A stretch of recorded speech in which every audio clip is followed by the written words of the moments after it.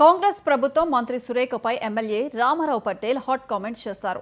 మంత్రి కొండా సురేఖ బాసర ఆలయాన్ని అభివృద్ధి చేయకపోతే బిచ్చమెత్తైనా అభివృద్ధి చేస్తామన్నారు. కాంగ్రెస్ ప్రభుత్వం వెనక్కు తీసుకున్న 42 కోట్లు వెనక్కి ఇవ్వాలని డిమాండ్ చేశారు.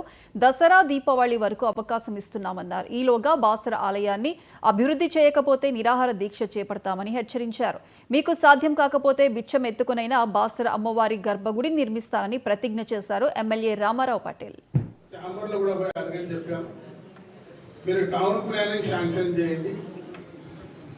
విధాలు అంటే దాతలు డొనేషన్ ఇవ్వడానికి ఒక 5 కోట్లు ఆలయానికి, గుడి ఆలయానికి గర్భగుడి కట్టడానికి ఒక బెంగళూరు నుంచి ఒక దాత కూడా తయారైంది.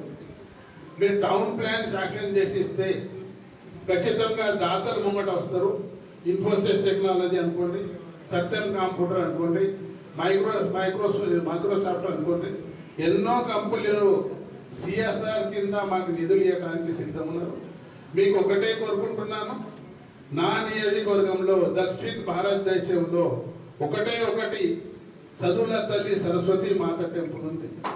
మీరు ఇక్కడ ఖచ్చితంగా ప్రామిస్ చేయాలి.